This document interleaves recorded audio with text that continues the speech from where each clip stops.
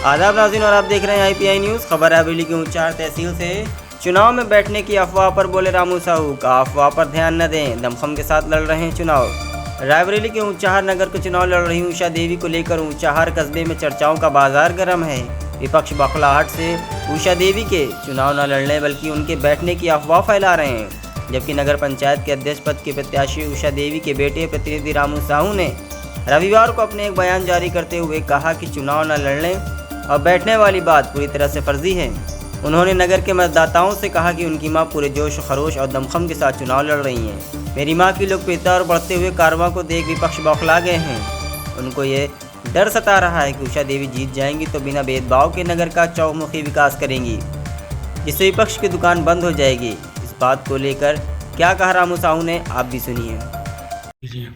सबसे पहले तो मैं ऊंचाहार की सम्मानित जनता जनार्दन को नमन करता हूं, प्रणाम करता हूं। मैं रामू भैया नगर सेवक अध्यक्ष पद उषा देवी का प्रतिनिधि हूं। मैं बेटे भी हैं आप? मैं अपनी माँ का बेटा हूं, उषा देवी का। चुनाव लड़ रही हैं माँ? हाँ, माता जी हमारे चुनाव लड़ रही हैं। ऐसे में कई सारी बातें आ रही हैं कि आप चुनाव नहीं लड़ रहे हैं, बैठ रहे हैं। देखो, ये तो विरोधियों का जो है अफवाह फैलाने का काम है। मैं ऊंचाहार की सम्मानित जनता से विनम्र निवेदन करता हूं कि लोगों को बहकावा में ना आवे। विरोधी का जो काम है वो बहकाते हैं, लोगों का अफवाह फैलाते हैं।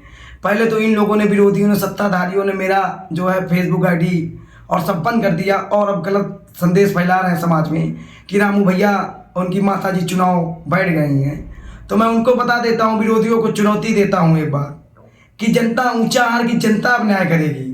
ऊंचाहार की जनता से जो मुझे प्यार सम्मान मिल रहा है, इससे मैं जो एक वो मिल रहा, मैं जनसंपर्क करता हूँ अपने परिवार के साथ। मैं भाड़े के किसी को लेके नहीं आता हूँ, मैं गरीब हूँ। मैं जनता के लिए चुनाव लड़ रहा हूँ, जनता मेरे सपोर्ट में आ रही है। तो विरोधियों को जो है विरोध कर रहे हैं, उनको देख नहीं पा रहे हैं। तो जो जनता का प्यार मुझे मिल रहा है, इससे मैं गदगद हूँ, अभिभूत हूँ।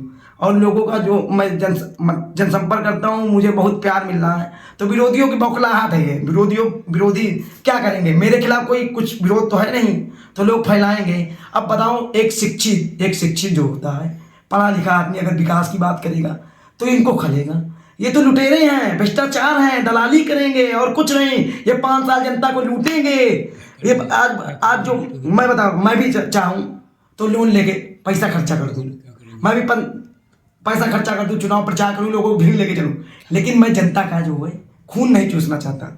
ये जो आज खर्च कर रहे हैं पैसा, ये जनता का खून जीतोगे तो क्या विकास करोगे? जीतने के बाद मैं विकास की नैया बहा दूंगा। मैं एक शिक्षित हूँ, मैं B.Ed करके टेट पास हूँ, मैं एक मास्टर डिग्री लेके रखा हूँ। मुझे किस हिसाब से काम करना मैं जानता हूँ। मेरी माता जी जो आज गरीबी से, मेरा पूरा परिवार गरीबी से उठ के आया है, लोगों को सेवा करने का आस करता हूँ। मुझे जो है पैसे की लालच नहीं है, कुर्सी की लालच नहीं है। मैं एक सेवक हूँ और ताउम्र सेवक की तरह सेवा करूँगा। और मेरी माता जी जो आज लोगों से मिल रही हैं, लोगों को, महिलाओं के सम्मान के लिए, व्यापारियों के सम्मान के लिए मैं चुनाव लड़ रहा हूँ। जनता मेरे साथ है, नौजवानों, किसानों, व्यापारियों के सम्मान में मैं चुनाव लड़ रहा हूं। मैं एक ठेला वाला हूं, मैं कोई बहुत बड़े व्यापारी नहीं हूं। तो जनता से यही एक निवेदन करूंगा, किसी की बहकावा में ना आवे और लास्ट तक 4 मई सतवा खाना में मोहर लगा के अपार वोटों से मुझे विजयी बनाए। फिर देखिए मैं कैसे सफलता, मैं कैसी विकास की नैया बहाता हूं।